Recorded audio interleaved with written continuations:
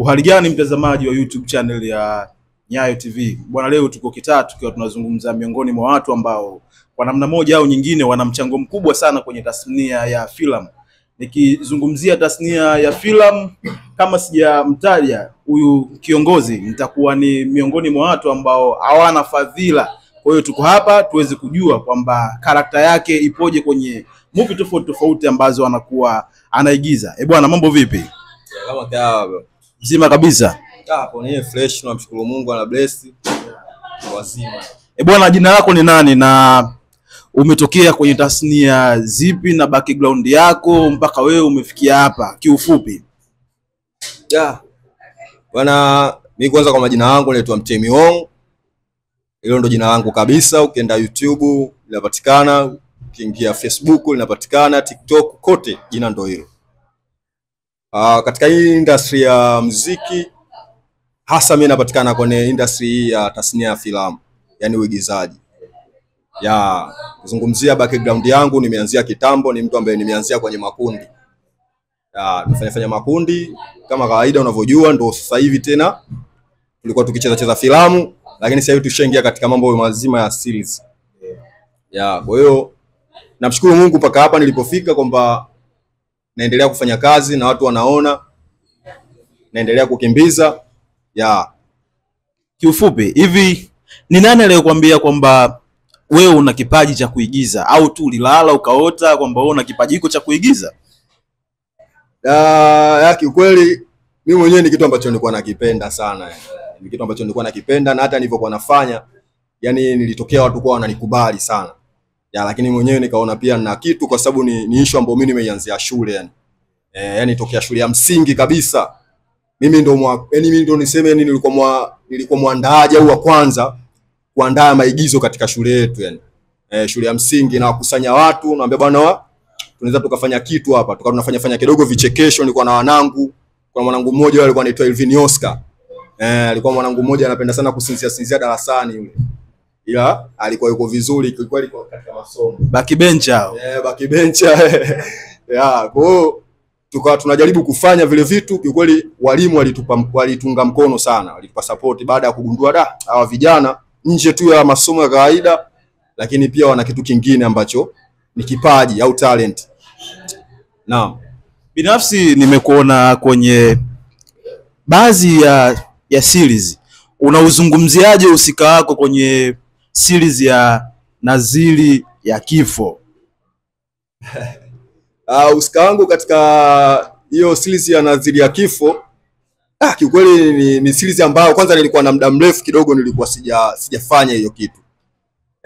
Kutokana na mazingira, tena unajua lazima uingie mtaani uanze tena kupambana. Kwa hiyo ilivyopatikana hiyo chance, bwana akamwambia bwana Mtemi, kuna kazi nataka tufanye. Alinifuata mtu na mdada mmoja ambaye ndo alikuwa kiongozi. Yeye ndo mwenye kazi, anaitwa Emi. Ana hiyo channel yake, ukiingia unamkuta anaitwa Emi Plus. Kwa hiyo akanifuata akaniambia bwana Mtemi, mimi kuna kazi yangu moja ambayo nataka na kuona wewe unaweza kufiti pale kwenye ile eneo. Nikamwambia kweli, kwa sababu mwenyewe ni kitu ambacho nilikuwa nakipenda na nakipambania, nikipata nafasi naingia. Kwa hiyo ilivyokuja fursa kama hiyo nikasema yes, tunaweza tukafanya kitu. Kwa hiyo nikaingia, kutokana na kwamba mimi nilikuwa na muda kidogo sijafanya hilo swala zima la kuingia kwenye maigizo na nini. Haikuniwa vigumu sana, ila yeye mwenyewe aliniambia bwana sikiliza, yani kuna vitu kidogo tu ambavyo utaviweka sawa chapu kidogo alafu tutaingia. Kweli nikaingia nikafanya kidogo. Akaniambia bwana sikiliza Mtemi, wewe unaweza kufanya kitu na kipaji unacho, sasa inabidi ukaze. Kwa hiyo ndo tukaanza episode ile pale ya kwanza, ikapanda, watu wakaiona, akatuma comment bwana hivyo Mtemi kweli hivyo. Na hata ambao walikuwa kidogo wameshenda wanapotea kuniona, walianza kusema kweli ndo mtu tulikuwa tunamtaka, kumbe bado yupo anaendelea kupambana. Sawa. Na katika hiyo series ya Nadhiri ya Kifo, ni sini ipi ambayo unaikumbuka unasema bwana hii kweli niliigiza kabisa, hii nilionyesha uwezo wangu ambao Mwenyezi Mungu kanijalia? Ni series ipi ambayo unaikumbuka kwamba ulionyesha maunyama hali ya juu sana? Kweli katika series ambayo kwangu imekuwa nipendwa mpaka leo, yani nasema kweli hapa nilisimama, series ambayo nilicheza inaitwa Tenga. Hii ni series ambayo inasukumwa na inasambazwa kupitia channel ya Chap Chap Films. Series ya Tenga ni series ambayo mimi pia nilipigiwa simu nikaingia pale, series ambayo nimekutana nayo, yani imenipa changamoto, nikasema kweli hapa nimepambana. Hiyo siku nimepewa sini moja na msanii mkubwa Twa Dude. Yani nafika tu naambiwa bwana hapo inabidi uingie set hapa. Lakini pale katika kuingia set naambiwa bwana script yako hii hapa. Script ile natumiwa katika simu yangu naisoma. Afu yule Dude yeye script nimeshamkuta kaisoma anayo, yani yule bwana yani alinitia hasira sana kuona yani mtu anasoma kidogo script after alishakafa anapita mle. Ni kitu ambacho kwa kweli yani kilinipa challenge moja kubwa sana kwa upande wangu. Lakini kutokana na mimi mwenyewe ni kitu ambacho unajua nilikuwa na gazabu nacho ujue. Kwa hiyo nikipata nafasi mimi namshukuru Mungu, yani nikipata nafasi huwa siharibu. Yani nataka gani niumize kweli yani. Unajua zile. Yani nikiingia pale sema kweli Mtemi ndio huyu tunamkubali, tunakuwa tunamsubiria kila siku ndio yeye. Kwa hiyo nikapewa hiyo scene hiyo, nikacheza naye ikawa kama mjomba wangu. Afu yeye polisi, afu mimi mhalifu. Ila hajui yule mhalifu mwenyewe ni nani, ila anaenda na kama anapata hisia kwamba huyu kijana vipi. Umeona? Kwa hiyo yani namna sasa ya ile scene nilikuwa nikipewa naye yule mjomba. Kweli nilikuwa na baruza nikikaa pembeni, nikija kuiona ile kazi jinsi nilivyoifanya nasema kweli Mtemi nina kipaji. Wauni na watoto wa mtaa wengi wanasema kwamba ukipata nafasi kwa namna moja au nyingine lazima uitumie hiyo nafasi ufanye kuwa dhahabu. Je, wewe katika series ambazo umeshiriki, series kadhaa ambazo umeshiriki, umeweza kuonyesha kipaji chako, unadhani kwamba nafasi hizo ambazo wasanii waliokupatia hawajapoteza muda wao? Of course naweza nikasema hivyo kwa 100%, yani sitaki hata kupunguza 100%. Kwamba yani wananipa nafasi naitumia, kwa sababu nasema hivyo nikiwa na ujasiri na uthibitisho kwamba ninachokisema kiko sahihi, kwa sababu baada ya kuwa wamenipa nafasi nikaifanya ile nafasi nikaitumia, huwa mara nyingi zinatokea ni pongezi tu kwamba bwana kaza unaweza, na ukiendelea kama hivi ukaendelea kuwa unaongeza vitu, basi utakuwa ni mmoja kati ya wasanii wazuri sana. Kuna msanii mmoja ambaye tulikutana naye katika series ya Naziri ya Kifo. Yani kila mmoja alikuwa, kwa sababu ndio kwa mara ya kwanza mimi nilikuwa naonana nao. Kuna msanii wangu mmoja, msanii mwenzangu anaitwa Belgumbo. Yule bwana tumekutana naye pale, tumecheza naye katika ile series. Baadaye akaniita pembeni akaniambia, sikiliza Mtemi, wewe yani una kitu fulani cha peke yako sana yani. Kitu ambacho yani kiukweli kama utajigundua alafu kaamua kufanya juhudi kwenye jambo lako, basi niamini mimi yani hakuna sehemu ambayo wewe utashindwa kucheza, na hakuna fursa ambayo itakupita kama utapata nafasi. Yani kila mmoja atakayekuwa akikuona ukipita vile ambavyo sisi tunakukusudia uwepo, na kuhakikishia kabisa yule bwana alikuwa akiniambia hakuna nafasi, yani hakuna nafasi ambayo wewe itakukosa yani. Kila mmoja atakayekuwa akikuona atatamani kukuweka kwenye kazi yake. Bwana, kwa tunavyojua kwamba msanii ni kioo cha jamii. Je, tangu umeanza kujihusisha kwenye mambo ya sanaa na kuanza kuigiza baadhi ya tamthilia ambazo zimedirectiwa na baadhi ya watu ambao ni maarufu, kuna tofauti gani ya wewe kabla kujiingiza kwenye sanaa na kujiingiza kwenye sanaa? Je, kuna mafanikio yoyote umeyapata? Mafanikio yapo.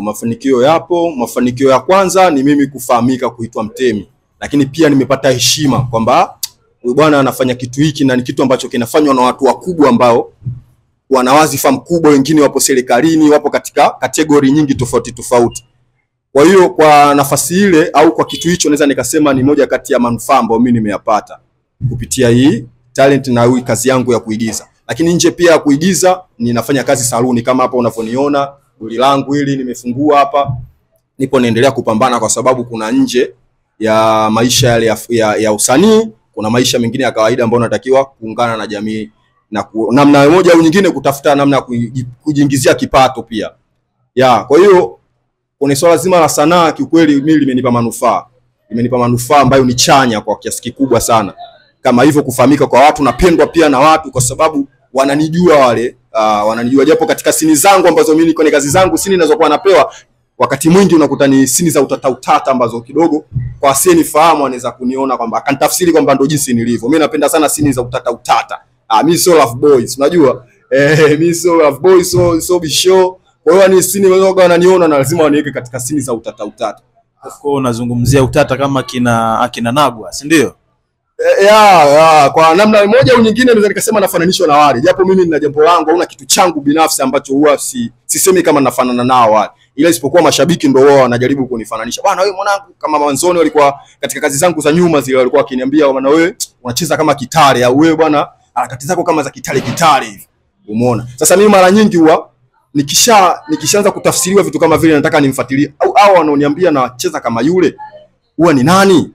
Kwa sababu unakuta sio wote ambao wanawafuatilia. Kwa hiyo inatokea tu kwamba baada ya kuona mbona anafananishwa na mtu fulani, huyo mtu yuko vipi na anafanya nini? Basi najaribu kumfuatilia na nagundua ila kweli kama principle kidogo zinataka kuendana hivi. Ila ndio hivyo kwamba harakati zangu katika kazi ninazopewa napewa harakati kidogo za mishemishe sana. Umeona? Na ni kitu ambacho kweli mimi nakikubali, nakipenda kweli. Sababu sini dogo za kubembelezana, sini zinakuwa changamoto. Zinakuwa changamoto kama hizi sini za kimapenzi. Japo msanii kilaka. Msanii kilaka tunashauriwa kwamba huwa tuchague. Hata mimi sichagui. Director akiwa amenipanga kwamba bwana wewe unatakiwa ucheze hivi, mimi nafuatisha. Mimi nafuatisha kwa sababu ndo kazi yenyewe hiyo. Lakini sini ambazo kweli nikicheza mwenyewe najisikia niko comfortable vizuri kabisa. Hizi sini za harakati za mishemishe. Sasa kirudi kwenye jamii ndio hivyo. Ila wale wanaokuwa hapo karibu na mimi wananifahamu sababu Mtemi bwana ni mtu fulani ambaye sio wa mambo mengi. Sasa tumalizie, una lipi la kuongea na mashabiki wako ambao wanakufuatilia na wamekuona kwenye series tofauti? Kweli hiyo umesema safi kabisa. Nitoe shukrani kwanza kwa Mwenyezi Mungu, lakini pia nitoe shukrani kwa mama yangu mzazi na nimuombee dua mama yangu mzazi pande za Mwanza kule mkoani yupo.